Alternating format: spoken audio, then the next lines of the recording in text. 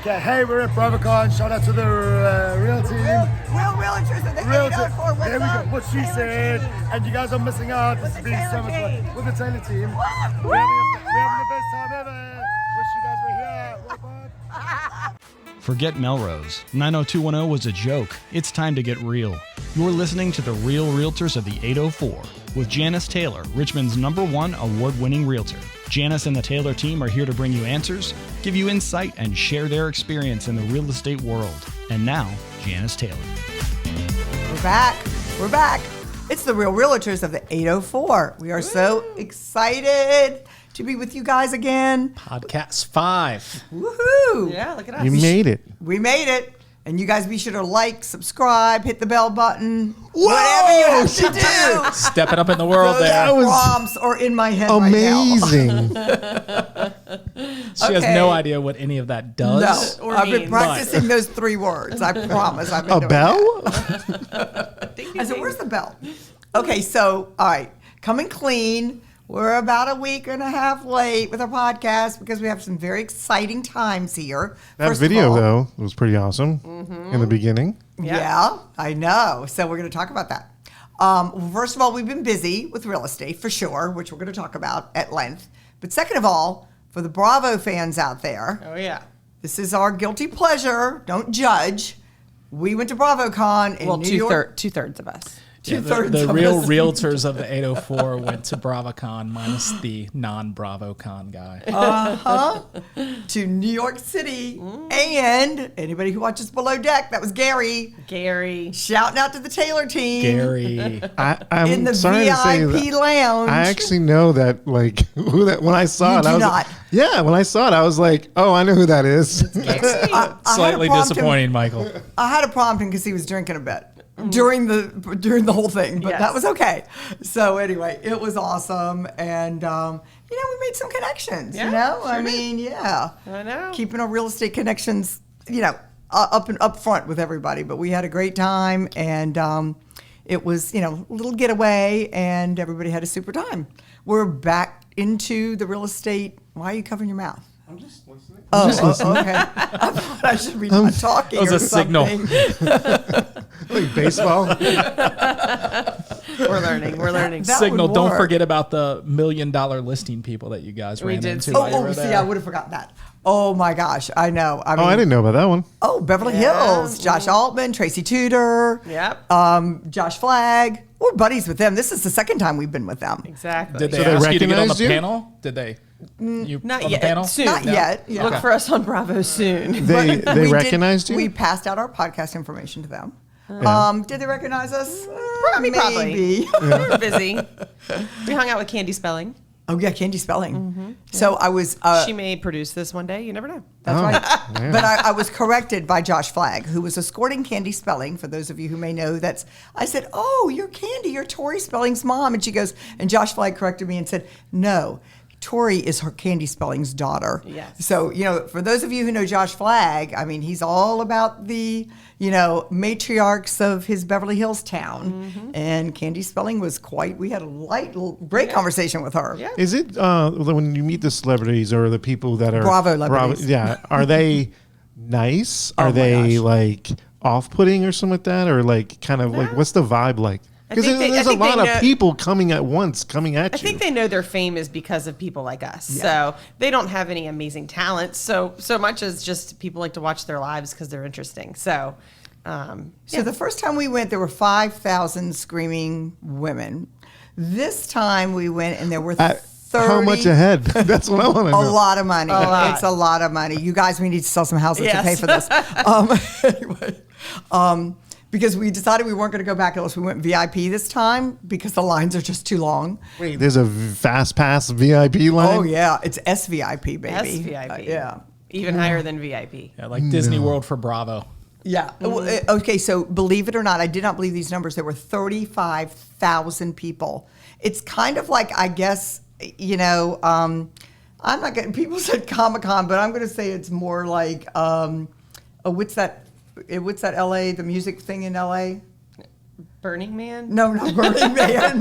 Oh my gosh, what is it? Oh shoot, I'll think of it in a minute. But I anyway. have no idea. Anyway, so but it's very well put together. Andy Cohen is like a guru of Bravo, and you know, I mean, if you're looking just to get your mind off of business for a while and all of that, and turn on some of the shows, some of them might excite you, some might not, but it was cool for us. So Yeah, it was fun. Yeah, and mother-daughter bonding. And it's almost her birthday. Yeah. Well, Oh wow. She doesn't like to talk about that, though. no. Yeah, It's okay. Unfortunately, somebody had to stay home from the team, so I took that one for the team. And Yeah, you worked some handled contracts that work weekend too. and He did. contracts, and we got some stuff through. So business still happens, Oh, even when we man. take a little break. Yes. When you've got Yep. the Taylor team behind you. Usually Yeah. we get busier when we go out of town, so we always figure out a way to make it all work. Definitely. That is the truth. I think every time that we are know there's a vacation coming up, Yeah. 5 days, 10 days before that vacation, we'll have more new leads than we've had in months, just because we're about to leave town. And it I made got me- one the other day when I was going to fly out, and they were like, "Oh, can you do it?" And I squeezed it in right before I Right, left. always make it happen. And I was editing on the plane. Yeah. We'll never turn anyone down.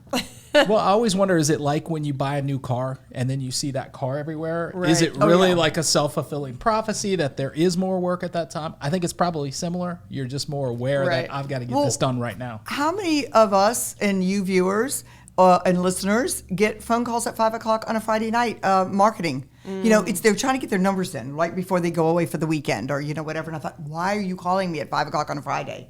But guess what? I do the same thing just so I can get it off my plate sometimes, and I know I've connected with that person if we, haven't had a connection Well, a lot of earlier, the times so. people are working, so they have to wait till their job's done to then Yeah. help us do ours. It was Coachella. It's Coachella. Oh, okay. Yeah, that's Circling a little back. more upscale than For those of you that were on hold through the commercial break, it was Coachella. I mean, that's a good point for business owners in general.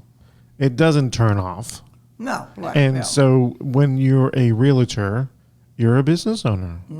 yeah. And so, it's 24/7, and I think now with people working at home, now they're taking that and applying it, even though they don't have to do all the other back end things with owning a business, but they are spot working at different times. And so that kind of blends into this day and age where there's really no cutoff time. Right. Well, and when That's you true. think about it, it's everybody's biggest investment, right? Your home's your biggest investment. So you can't turn it off. It's always in front of you. You know whether you're looking to buy or sell. And speaking of that, we're going to talk a little bit about the buying process today. But We are going to talk a little bit about real estate today. that is your biggest asset. So you never really turn that off. And as realtors, we can't, not be available when our buyers and sellers are. Yeah, more so than a lot of businesses. I mean, you've got to be. We literally just had an appointment. Some people pulled up to our listing an hour ago, and Kate on our team took the call, and she said, "These people really want to see it."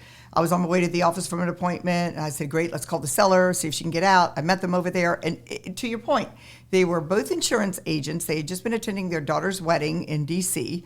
They live in the Midwest. They want to move closer to D.C. They've picked Richmond to live in. Love the house. Are they going to buy this one? Maybe not right now, but we picked them up as buyers right then and there. And she was saying the same thing. She said, "I've tried to turn my business off for."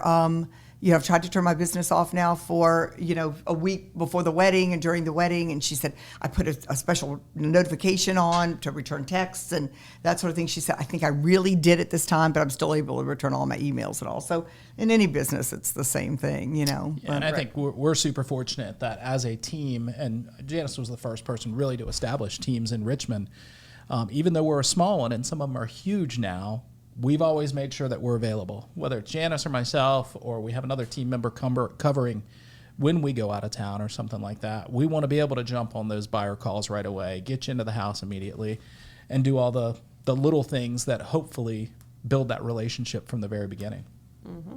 I mean, I think it's just like I said, it's 24/7. It is. That is. As she's texting right now. Oh. This is a deal. Can't push pause. No. So what's the topic again today? Buyers. How do we get buyers? How do they come to us? Oh, that's what that means. Hey, Just say, get closer to the this is microphone. get closer to the mic, just so everybody knows. Don't lean Trying to back. be professional here. How do we get buyers and how do we magically attract them to us?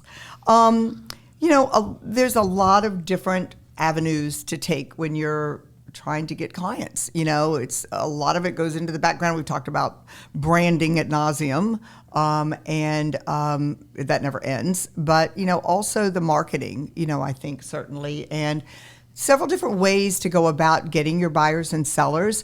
In this market particularly, I think the internet has changed things in the past 10 years that nobody's ever been used to. And there's really two different sets of agents now. There are agents, and both are credible, both are fabulous, both have wonderful numbers, and both are well established in any market. But I kind of categorize them, and maybe I shouldn't, but I kind of do, into, the agents who have teams that are large that feed these teams internet leads. And they're heavy on Zillow, they're heavy on realtor.com, pay a lot of money for the leads. And they can feed these leads to all of their agents on their team. Some stick, some don't, that sort of thing. But you really got to be able to be consistent with picking up the leads constantly and have somebody working those all the time. How many calls do you guys make? We don't make calls. Yeah, so that's the other really, side. Well, I mean, I think there's a lot of different ways that realtors kind of run their business. So you've got kind of that purchase leads, purchase internet leads, respond to those leads within a very short amount of time. Second is cold calling. There's tons of agents that cold call all the time. Now, that's usually more for listing leads than it is to find a buyer out there. It's usually calling, hey, something just sold in your neighborhood. I'm a local realtor.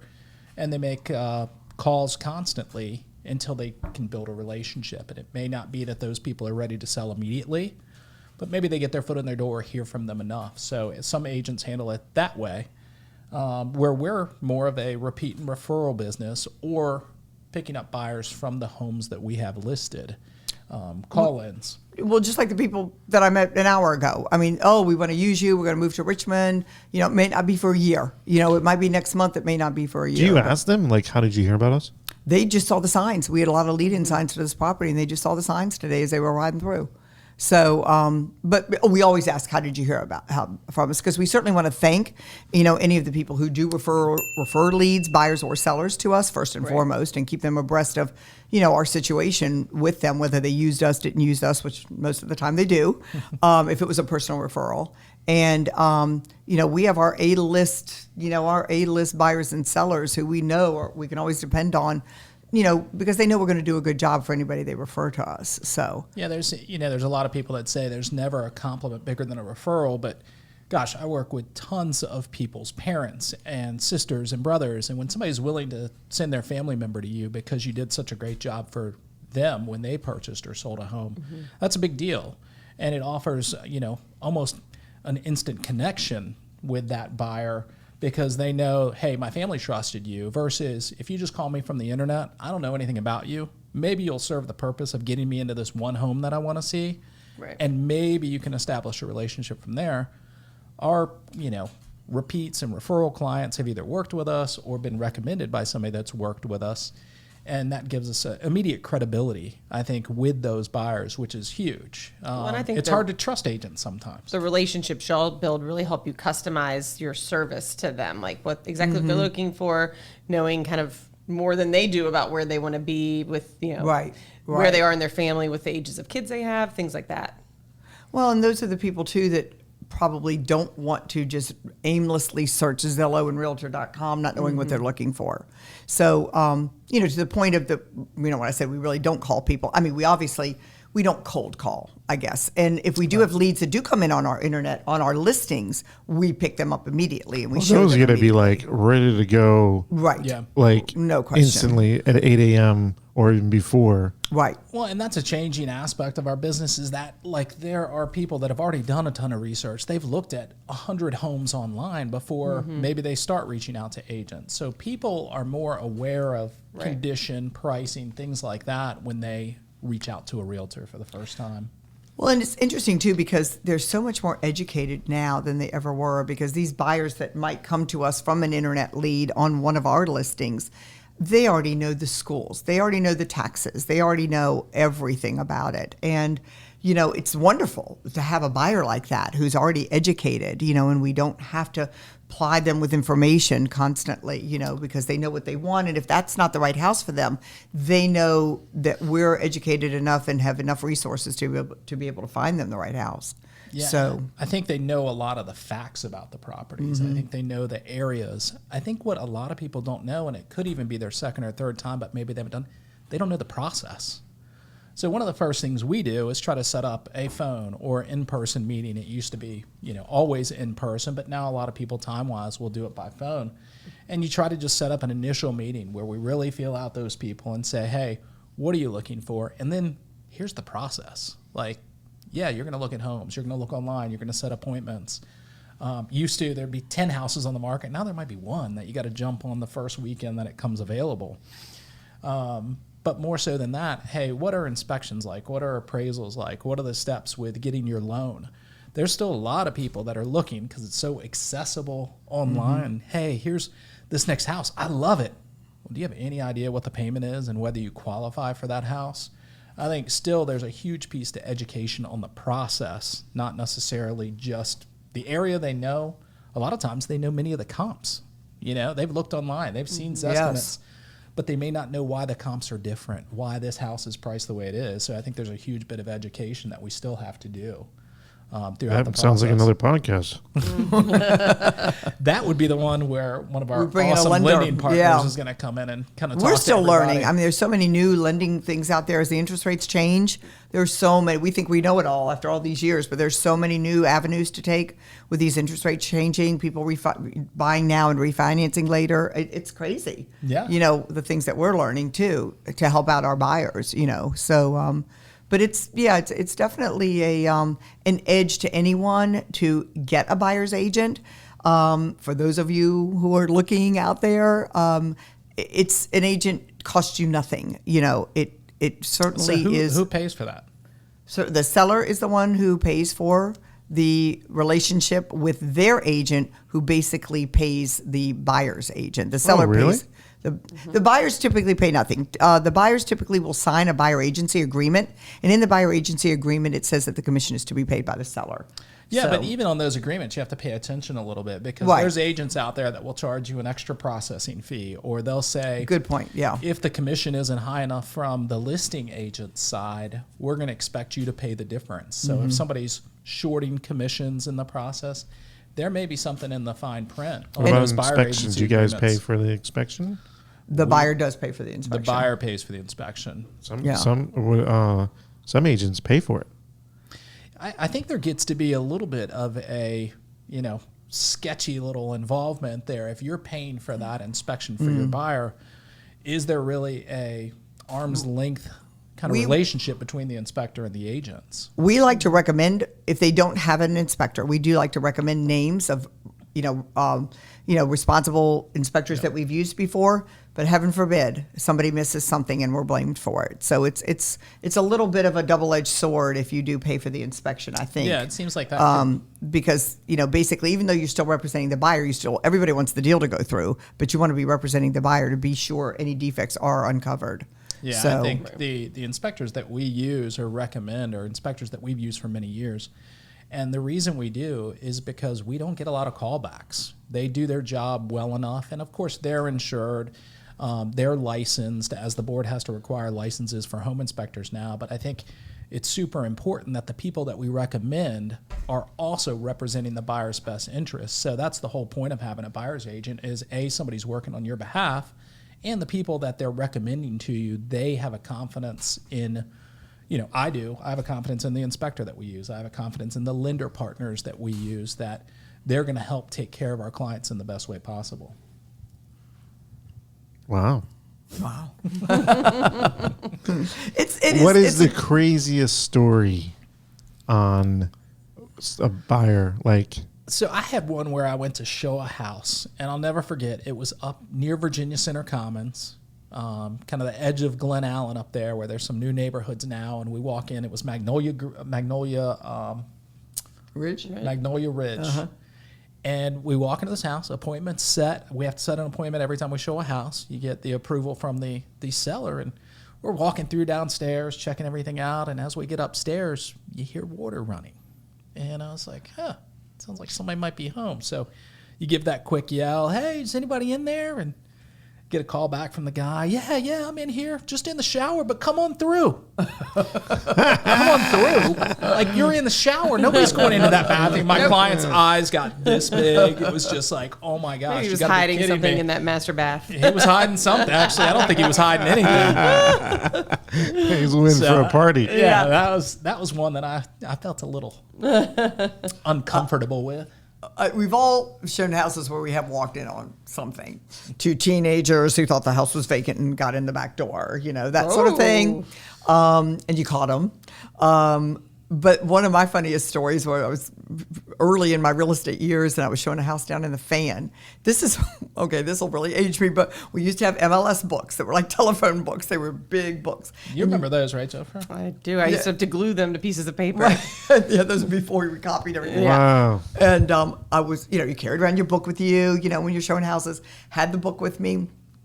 Go open the door, and the lady said, come in quickly. I need to close the door. And my buyer came in, and she said, I'm babysitting a bird for my son, and he got out of the cage. He's pooped all over the house, but he's flying around, but you can come see the house. Anyway, I don't know. I'm afraid of birds. And, I'm literally walking around the house, and the bird must have known I was afraid of him because he would dart at me and swoop at me at every room. I had to show the entire house with the MLS book on my head and like peering around corners. And so I felt so sorry for this woman. I wanted to send somebody to clean up all the poop in her house. But, she didn't know what to do, how to get the bird back in. But my buyer didn't buy that house. I'm glad I didn't have to go back in. Right. You ever go to a house that was like not even close to what? Oh, the picture can be misleading. Oh, yeah. That's yeah, for sure. yeah. That's for sure. We've seen you clean up some pictures. Yeah. Or mess them up. Yeah, we've walked through just about anything. When you work with investors, you never know what you're walking into because they have not pre-scouted or they just don't care. They're looking at the property just overall. Is this going to be something that I can buy, flip, whatever? We had these investors years ago, and I swear the wife was afraid of nothing. So we go into the city, into a really like rough neighborhood. It's a tough neighborhood. She Italian? She was Italian, I believe. I believe she was. And we walk into this house, and you had like the keys to the back door. The back door was covered in a mattress, and I'm like, I'm not pushing that mattress aside and going in there. It's dark, like you can't see a thing. She like pushes me to the side and just busts the mattress down. I'm afraid it's gonna fall on like a dead body in the house or something like that. Or a shotgun went in the other side. Or a shotgun. And I mean, sometimes those people like they don't know anybody's coming in there or anything else. Yeah. So, Right. but she was tough. She didn't care about anything she walked into, and she led the way. Usually, I'm like, hey, push the buyer agent in front if you hear a dog barking. Push the buyer agent in front if you see something you're not comfortable with. Just, Right. I'll go first. Yeah. Not with this one. She pushed me out of the way to get in there first. I did show a house once with when we went. I feel like you were with me, but maybe not. It must not be. But anyway, when we went upstairs into the master bedroom, there were what appeared to be 2 bodies in the bed, literally covered, just all perfectly shaped bodies in the bed as if they were sleeping under the covers. And I think whoever owned the house, I can't remember who it wasn't our listing, that's the way they made up their bed, with pillows that appeared to be bodies in the bed, and I literally had to swallow my tongue. I mean, I could not even move, because I literally thought we were walking into a crime scene. I've shot a house where someone was sleeping, and I know they could see their leg and something like that, Yeah. and the agent's like, no, go ahead, shoot it. I'm like, this is really creepy. No, really? Yes. Yeah, I've had more than once where somebody's in bed and they tell you, Yeah. go ahead into the bedroom. And Yeah. you're just like, peek in, peek out, I'm out. Yeah, it's like, Oh gosh. knowing The worst is when y'all come home with flea bites to your legs. I know you both have had that. Yes. Oh, Did I my ever tell you gosh. about, like, I hardly take my shoes off, but one time I had to go to a house, they asked me to take the shoes off, and came down to the basement to go edit and stuff, and like a couple days later, I started getting these little feeling like jumping on me and some of that, but you couldn't see anything. Yeah. Couldn't see anything at all. It took me 3 weeks to get it to go away. Yeah. I had to bomb it and vacuum it and wet vacuum it and stuff like that. It took forever. I couldn't work. I had to take my computer upstairs and stuff. It was terrible. Oh my gosh. Well, if you've gone in a vacant house once, you know to look the next time, because if there were animals in the vacant house and it appears to have been vacant for a while, the fleas attack the first body that comes in. And that happened to me. And it was over in Southside. I'll never forget. And it was a small little house. And I walked in and I didn't know what was happening. I felt burning all over my legs. And I looked down, and from my knees down were covered in fleas. And I stupidly came out and got in my car. Oh my God. I had to have my car fumigated by the dealership. I literally came home. No, you drove to your parents' house and jumped in the pool. Yeah, that's right. I did do that. They have a pool. I literally jumped in. I knew they were still all around me, so I literally jumped into the pool and put fleas all in their pool. Hopefully they died. Oh my gosh. So that's disgusting. Yeah, I know. There's always something that you can. More podcasts to come with more stories. I'm sure. Yeah. Don't want to tell them all at once. Yeah. I think going back to when you're showing that property and what you're doing on behalf of the buyers is when you're working for the buyers as their agent, it's really easy to kind of walk through and point out things that may be a concern. What's cosmetic versus what might be structural. Those things, it's a lot easier to walk through and say, hey, listen, we probably need to get this checked. Versus if you're representing the seller's interest, you have to disclose known material defects, but you're not walking through with as fine of an eye if you're representing the seller than if you're representing the buyer when you're showing the house. At least that's kind of my take on when we go through with other agents, when listing agents have to be there. Right. It's always nice to have somebody that's looking at things a little bit closer to say, okay, is there a functionality issue? Is there a road or a set of railroad tracks or something? It's like, I think probably what I tell buyers the first time we show a house is, there may be cameras everywhere, so expect cameras. Be careful with what you say. That's a whole other podcast. Whole nother podcast. I remember the first one that came through on that. Yeah. I love it when Jennifer, when I walk in, she mouths, yeah. Yeah. I'm the spy because I'm like, just don't talk. Don't say anything. And it's normally on the front porch. Going, shush, shush. Like there's a Ring doorbell right there. Actually, literally for buyers, since we're talking about buyers, and I don't think we've talked about this before. There was a lawsuit against an agent, a listing agent on a house that had told a buyer's agent, just bring us any offer. The sellers will look at any offer. They're desperate to sell the house. And basically the agent came to the door, rang the doorbell, obviously hoping nobody was home, as typical. And they're talking to their buyers on the Ring camera and just said, hey, the listing agent said, keep in mind when you walk through, they're going to take any offer. They said, bring us any offer.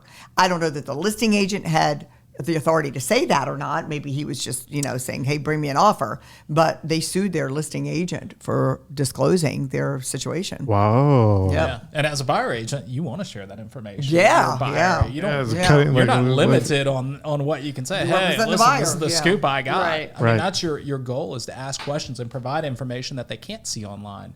Provide information that, they need to know.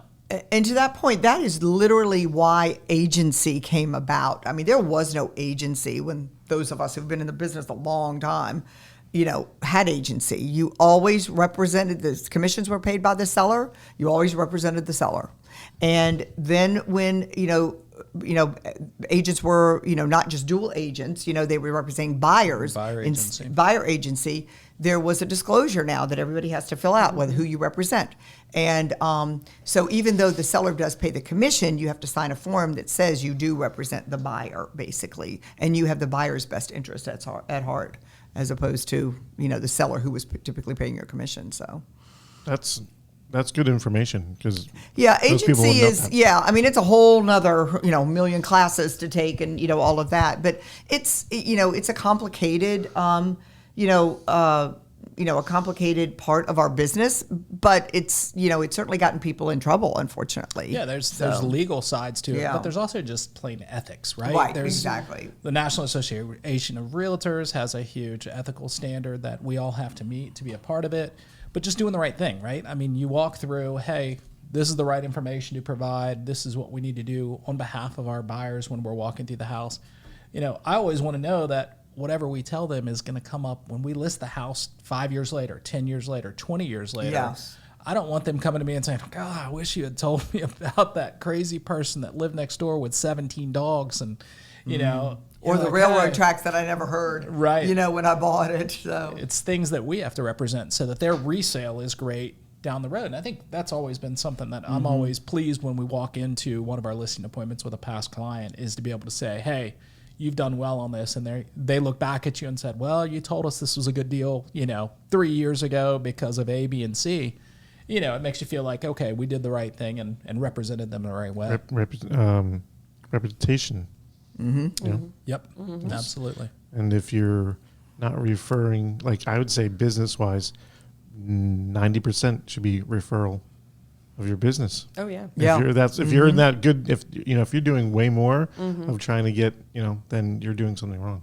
Yep. Yeah. I mean, we like to think of it that way as far as our referrals, and all go, but the market's changed, quite a bit, which we'll talk about on another one, how it's in the past 8 months has just totally pivoted. Some things are still like they used to be. Some things are totally not like they used to be. So you just have to be resilient. Inspections are back. Yeah. Going back to your question about inspections. New carpet is back. Painting is back. Everybody, get your house ready. Staging. Now it's going to be the elite properties still sell. The properties where people could just kind of put them on the market during the real crazy times. Those might need a little brush up. It's so quick. It's so fast how things have changed. I mean, but everything's the economy's changed so quickly, but it's just so fast how our market has totally pivoted that, but most sellers definitely are, they're educated and they know that. The buyers and the sellers know what they're getting into right now. So we can just help facilitate it. And that's what we like to do. Yeah. All right. So we are going to wrap up podcast 5. Stay tuned through the month of November as we watch David not shave. So we'll watch the beard grow. There's a reason to watch. Yeah. Took me to this age to actually grow this thing out no, pretty much full. No shave November? No shave November. Is that a thing? It's for David, it is every year. Oh, I can't do it anymore. It is a thing. Yeah. I have my stress and stuff with that. Oh, I get the patching. I get the patching going. I've never had that before. Yeah, mine just gets more gray. Yeah, that's all. A little more gray, but yeah. But anyway, so we'll update that as the month goes on, and then come December, he'll be clean again, which is my favorite time of year. Just kidding. Might keep it. Anyway, don't forget to subscribe and like us at The Real Realtors of the 804. Hit that bell button, and you'll be alerted every time we post a new podcast. Yeah, hit that bell button. Thanks for listening and watching. Thanks, you guys. Thank you for watching. We hope you've enjoyed today's episode of The Real Realtors of the 804. If you have a question you would like to ask Janice or her team, please reach out to them at realtorsofthe804@gmail.com or 804-921-9995.